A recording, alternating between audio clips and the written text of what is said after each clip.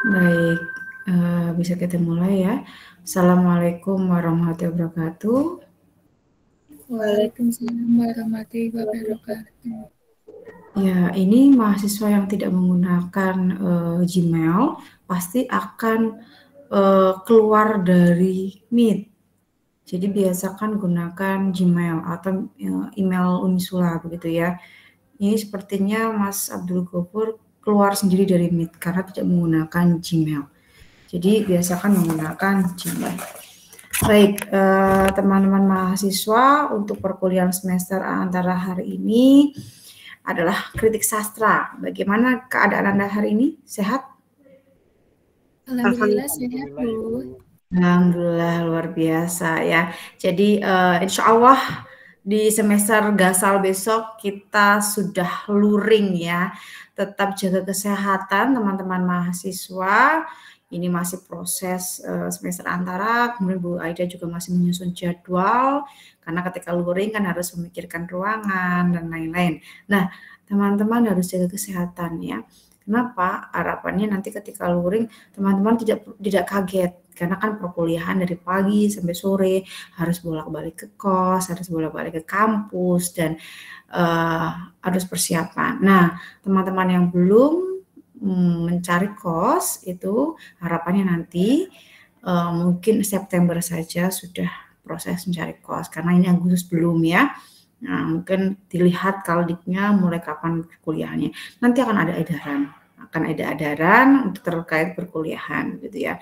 Nah, setelah ada edaran silakan diproses untuk kos dan lain-lain gitu ya. Kalau belum dapat kos, silakan teman-teman bisa tinggal dengan temannya atau saudaranya terlebih dahulu. Nah, teman-teman mungkin baru tahu apa itu kritik sastra. Sepertinya yang mengulang itu Mas Rizal ya. Mas Rizal belum hadir. Mas Rizal itu angkatan 2016 juga tidak respon ya. Sudah ada di grup ya. Nah, itu saya minta Mas Rizal untuk hadir. Nanti coba saya informasikan kembali. Nah, kritik sastra. Nah, di kritik sastra ini bagian dari ilmu sastra. Jadi Anda tahu bahwa ilmu sastra itu mempunyai 3 bagian dari cabang ilmu sastra. Yang pertama adalah teori sastra, Anda sudah belajar tentang teori sastra. Kemudian yang kedua adalah sejarah sastra, dan yang ketiga adalah kritik sastra. Nah, teori sastra ya biasanya kan Anda belajar teori sastra di semester berapa? Semester 1 ya, teori sastra. Kemudian sejarah sastra di semester 2. Nah, di semester 2 atau semester 3. Teori sastra sebenarnya namanya juga teori ya. Jadi atau teori sastra namanya bekerja dalam bidang teori, yaitu terkait penyelidikan hal yang berhubungan dengan apakah sastra itu, hakikat sastra. Kita kembali lagi ke teori sastra ya. Dasar-dasar sastra, membicarakan hal yang berhubungan dengan teori dalam bidang sastra seperti gaya, teori komposisi sastra, jenis-jenis sastra, teori penilaian sastra, dan sebagainya. Kemudian sejarah sastra itu bertugas menyusun perkembangan sastra dari mulai timbulnya hingga perkembangan yang berakhir atau perkembangan yang terakhir. Jadi mengenai perkembangan sastra itu sejarah sastra.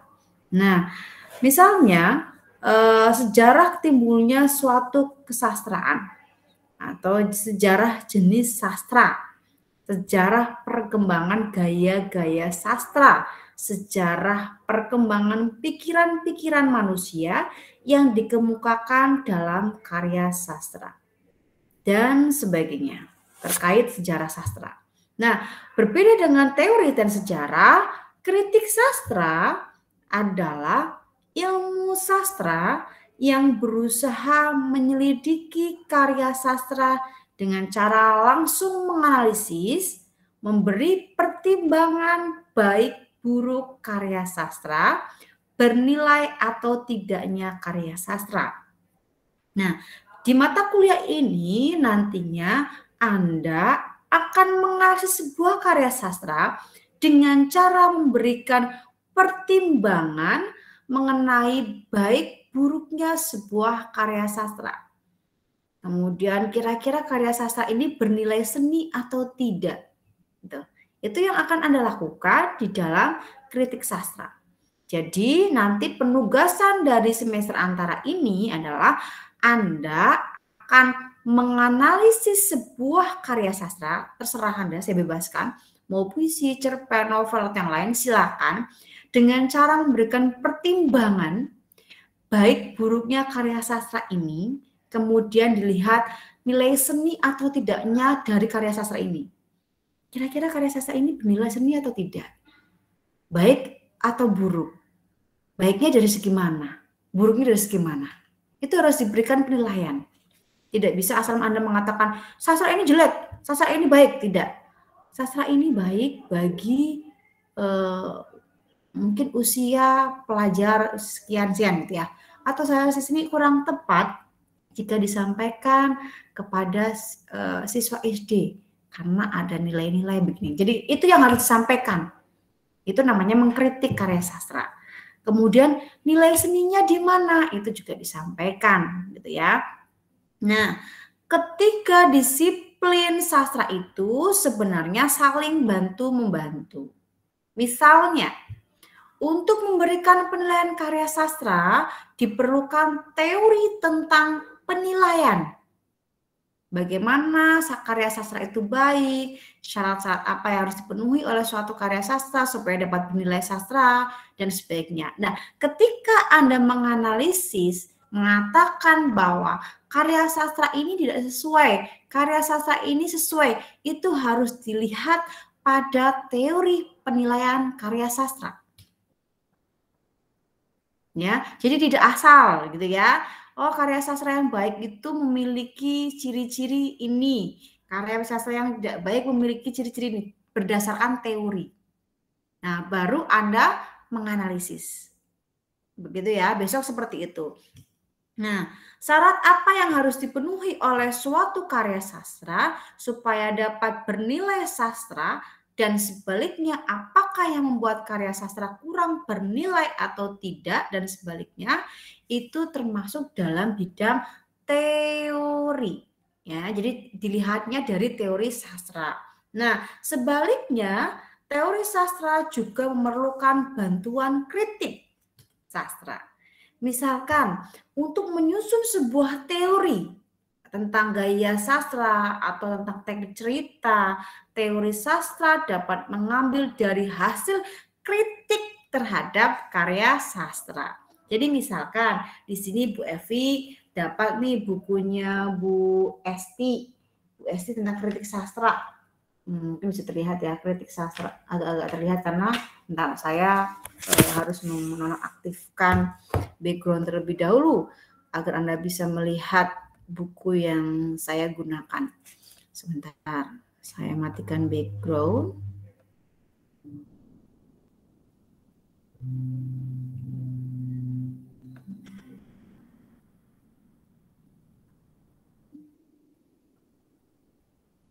Ditunggu sebentar, masih proses. Oke, sudah. Nah, ini dia bukunya, ini bukunya Bu Esti tentang kritik sastra. Ya, ini di dalamnya terdapat berbagai macam kritik karya sastra. Saya waktu itu berpikir bahwa ini adalah buku teori tentang kritik sastra. Ternyata tidak. Ternyata bahwa di sini adalah bagaimana si penulis mengkritik berbagai karya sastra. Anda nanti bisa cek atau bisa cari buku Bu Esti Ismawati ya, Dr. Esti Ismawati. Di sini ada contoh ya, ada puisi-puisi Eko Susanto.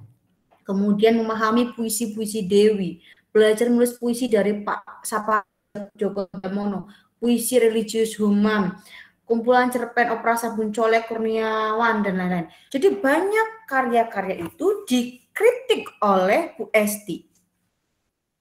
Gitu ya. Kemudian saya juga punya buku Kritik sastra feminis ini punya Sugihastuti dan Soeharto. Ini biasa digunakan mahasiswa untuk penelitian sastra feminis. Nah, ini isinya apa? Isinya juga hampir sama, yaitu selain teori tentang sastra feminis, juga ada contoh mengkritik sastra feminis. Di sini ada contoh ya. Siti Nurbaya dalam analisis kritik sastra feminis. Nah, pokok-pokok pikiran feminis novel Siti Nurbaya. Nah, jadi mengkritik hasil kritikan itu dibuat buku. Ya, jadi kritik sastra ya tadi untuk menyusun tentang gaya, tentang teknik cerita, teori sastra itu dapat mengambil dari hasil kritik karya sastra. Mungkin bisa diambil dari sini, dari buku ini atau bukunya Bu Esti itu seperti apa, begitu nanti kemudian disimpulkan muncullah teori tentang sastra. Nah, sedangkan sejarah sastra juga diperlukan teori sastra. Misalnya teori tentang sejarah sastra, teori tentang angkatan, ya angkatan tokoh-tokoh atau angkatan. Bagaimana menggolongkan karya sastra ke dalam suatu periode atau menyusun periode sastra dan sebaliknya. Nah, sebaliknya lagi teori sastra juga memerlukan sejarah sastra. Misalkan untuk menyusun teori tentang angkatan tokoh sastra, ya angkatan tokoh sastra, kemudian melihat perkembangan kesusastraan secara keseluruhan yang dibicarakan dalam sejarah sastra. Jadi untuk mengetahui teorinya, kemudian periodisasi dan lain-lain itu juga diperlukan dalam sejarah sastra. Juga sejarah sastra memberikan sumbangan kepada kritik sastra.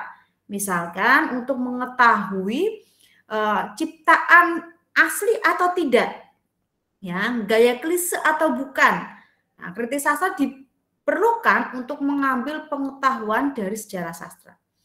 Jadi ketika teman-teman menyampaikan bahwa ini gayanya si A, gayanya si B, itu dilihat dari sejarah sastra. Oh, gayanya si A itu karena masuknya periodisasi angkatan pujangga baru misalkan. Jadi akan terlihat bagaimana ciri khas angkatan pujangga baru dan lain-lain. Nah, sebaliknya untuk menyusun sejarah sastra juga diperlukan bantuan kritik sastra. Misalnya, sebuah karya sastra tidak dapat mencantumkan dalam rangkaian sejarah sastra kalau tidak bernilai sastra. Ya, untuk menentukan nilai tidaknya diperlukan bantuan kritik sastra. Tadi misalkan Anda punya karya sastra. Yang karya sastra itu memang belum dianalisis oleh siapapun. Nah, silakan dibaca, kemudian dilihat, kemudian dianalisis. Ya, dianalisis dengan melihat tadi teori-teori yang ada, sejarah yang ada, itu bisa memunculkan sebuah kritik sastra. Jadi tadi ketika Anda mengatakan ini termasuk dalam periodisasinya angkatan pujangga baru atau balai pustaka atau yang lain atau tidak karya ini. Nah, ini bisa dilihat dari sejarah sastranya.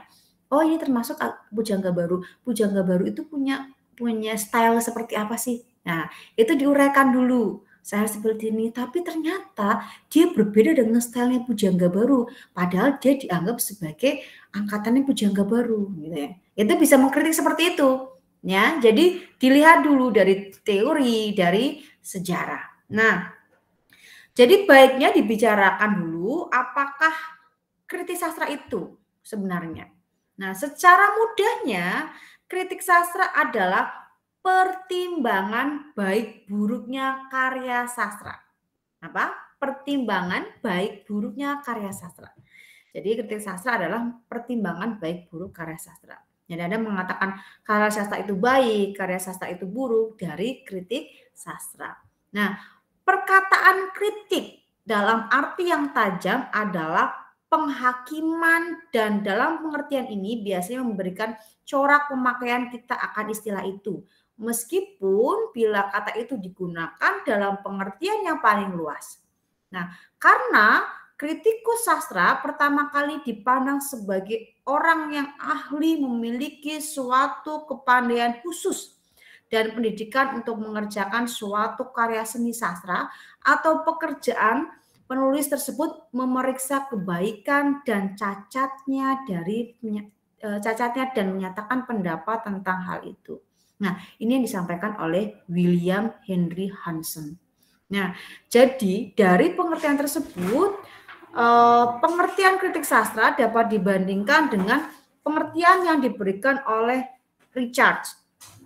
Nah, kritik seperti yang diketahui adalah usaha untuk membeda-bedakan pengalaman atau jiwa dan memberikan penilaian kepadanya. Jadi, ilmu kritik sastra itu ilmu sastra untuk menghakimi karya sastra, untuk memberi penilaian dan memberi keputusan bermutu atau tidak suatu karya sastra. Jadi, karya sastra itu bermutu atau tidak. Ini yang dilakukan oleh kritikus sastra. Jadi nanti di akhir perkuliahan ini atau di tugas akhir mata kuliah ini, Anda sebagai kritikus sastra diminta untuk memberikan penilaian atau menghakimi bahwa karya sastra ini baik, bahwa karya sastra itu tidak baik dengan alasan yang tepat, dengan melihat pada teori sastra dan sejarah sastra. Jadi tidak asal ya, tidak menurut Anda ya, karena Anda sudah mempelajari tentang teori sastra dan sejarah sastra. Nanti bisa dilihat apa baiknya di bagian mana gitu ya. Sebenarnya kritik sastra itu tidak hanya menilai, tetapi juga ada aktivitas lain. Di antaranya yaitu analisis dan aktivitas lain. Nah, hal ini kelihatan seperti yang dikemukakan oleh M.H. Abrams ya. Jadi kalau orang sastra itu selalu menggunakan M.H. Abrams ya. Ya, di bukunya A Glossary of Literary Terms ya. Di sana M.H. Abrams mengatakan bahwa kritik sastra adalah studi yang berhubungan dengan pendefinisian, penggolongan atau pengkhasan, penguraian atau analisis dan penilaian atau evaluasi. Nah, jadi tidak hanya analisis ya, jadi ada pendefinisian, penggolongan, penguraian dan penilaian. Nah, ini menurut M.H. Abrams. Nah, dalam kritik suatu karya sastra diuraikan atau dianalisis unsur-unsurnya, norma-normanya, diselidiki, diperiksa satu persatu, kemudian ditentukan berdasarkan teori penilaian karya sastra. Bernilai atau tidaknya suatu karya sastra, bermutu seni atau tidak bagian-bagian atau unsur-unsur karya sastra yang diselidik atau yang dianalisis. Nah, baru sesudah itu dengan pertimbangan-pertimbangan seluruh penilaian terhadap bagian yang merupakan kesatuan yang erat dalam karya sastra tersebut dengan menimbang mana yang bernilai, mana yang tidak atau kurang bernilai, maka kritikus baru menentukan karya tersebut bernilai tinggi, sedang, kurang bernilai, atau tidak bernilai sastra. Nah, tentu saja tidak dapat dipisahkan pembicaraan kritik sastra dengan kritikus sastra. Adik kritik sastra adalah hasil kerja seorang kritikus sastra. Ya, jadi Anda nanti sebagai kritikus sastra ya, belajar sebagai kritikus sastra. Hasil kerja Anda adalah kritik sastra gitu ya. Baik buruk atau sempurna tidaknya suatu kritik sastra berhubungan dengan kepandaian pribadi seorang kritikus. Nah ini, kalau Anda jarang membaca tentang teori sastra, sejarah sastra, Anda akan bingung bagaimana mengkritik sebuah karya sastra. Nah, untuk menjadi seorang kritikus diperlukan kepandaian ilmu sastra. Ya, seperti yang telah disebutkan tadi bahwa bagian ilmu itu tidak dapat dipisah-pisahkan. Sebab seorang kritikus juga harus ahli dalam teori sastra. Lebih-lebih teori tentang penilaian karya sastra. Nah, kalau tidak, maka pertimbangannya akan kurang bermutu. Jadi ketika Anda menganalisis karya sastra, memberikan kritikan, tapi Anda tidak tahu tentang teori, tidak tahu tentang sejarah, maka hasil kritikan Anda ini menjadi tidak bermutu. Ya, karena tidak melihat pada metode sastra. Nah, demikian juga seorang kritikus harus menjadi seorang ahli sejarah sastra. Ini menurut Reinfeldt ya. Kritikus yang tidak berpengetahuan hubungan historis penilaiannya akan tersesat. Tidak diketahui mana karya asli dan mana karya jiplakan. Nah, juga seorang kritikus memerlukan pengetahuan-pengetahuan lain yang ada hubungannya dengan karya sastra. Penciptaan karya sastra, latar belakang karya sastra, sejarah, biografi, dan sebagainya. Nah ini teman-teman. Jadi teman-teman kalau besok menganalisis karya sastra, diambil dulu karya sastra itu, dibaca berkali-kali. Ketika menganalisis teman-teman harus lihat, ini penulisnya siapa. Ya, setelah teman-teman menganalisis unsur-unsurnya tentu ya, dilihat kira-kira penulisnya siapa, angkatan berapa. Ya, angkatan berapa. Ini maksudnya dalam penggolongan sejarah yang mana. Nah, periode yang mana. Nah, ini bisa dilihat. Oh, periode ini cirinya seperti ini ya. Bisa dilihat apakah sudah sesuai dengan cirinya atau belum. Nah, nanti digali sesuai dengan periodisasi sastra. Nah, terus kemudian kaitannya dengan teori coba dilihat baik dan buruknya sebuah karya sastra, teorinya seperti apa. Teman-teman cari. Begitu ya, teman-teman. Jadi suatu kritik sebenarnya menerangkan baik tidaknya interpretasi kehidupan. Ya, interpretasi kehidupan. Nah, teman-teman nanti bisa menggunakan buku ini. Ini buku kritik sastranya mirip Rahmat Djoko Pradopo dari UGM. Ya, UGM. Tadi teman-teman juga bisa melihat contoh-contoh kritik sastra punya Esti Ismawati. Nah, teman-teman juga bisa melihat kritik sastra feminisnya punya Sugi Hastuti. Atau teman-teman juga bisa melihat buku tentang teori sastra, metode kritik dan penerapannya punya Pak Rahmat Djoko Pradopo. Nah, teman-teman bisa browsing dulu di internet. Nah, kalau sudah ada, baru teman-teman unduh atau baca. Ya, kalau pengen penasaran, teman-teman penasaran, bisa cari buku secara online tentunya ya. Atau beli online itu kan juga ada. Jadi silakan teman-teman, kalau teman-teman ingin memahami tentang kritik, saya tidak mengharuskan teman-teman beli buku-buku beliau, tetapi teman-teman paling tidak membaca beberapa rujukan beliau, ya, atau cari di Google Scholar tentang kritik sastra. Begitu teman-teman. Nah, ini tentang secara sekilas mengenai kritik sastra. Ada yang mau ditanyakan? Saya belum sampai pada bentuk-bentuk kritik sastra, metode-metode kritik sastra, belum. Ya, ini baru pengertian tentang kritik sastra. Kemudian apa sih perbedaan teori sejarah dan kritik sastra, gitu ya. Kemudian dikaitkan dengan kritikus sastra.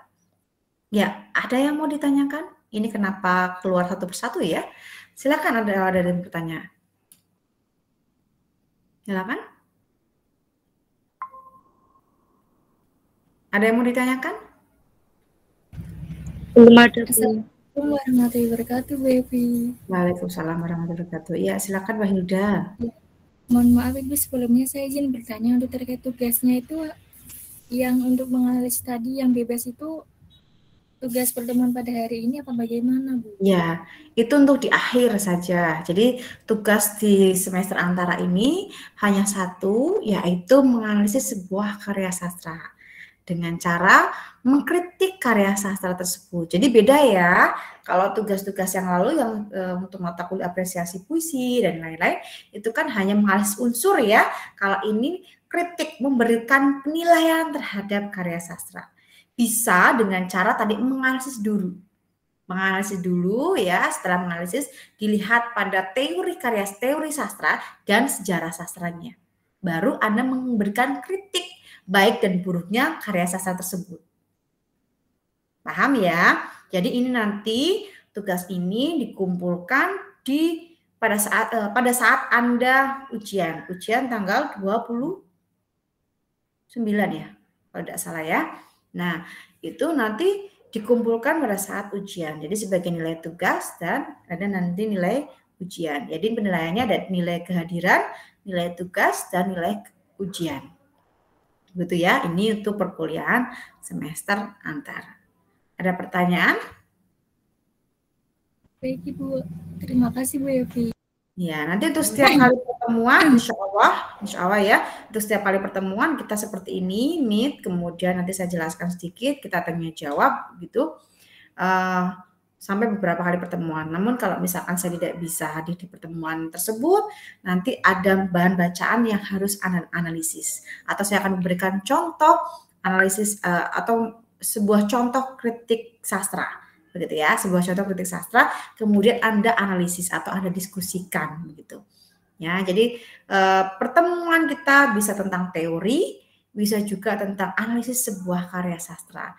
Jadi ketika nanti Anda akan menganalisis, Anda tahu, oh ini contoh analisis karya sastra, besok saya harus seperti ini ketika menganalisis.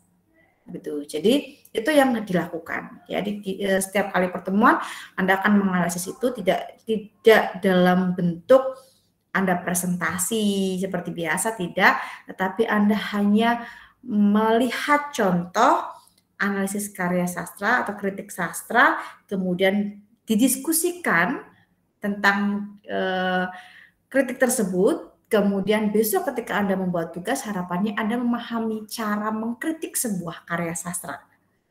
Gitu. Jadi itu yang harus Anda pelajari. Betul ya.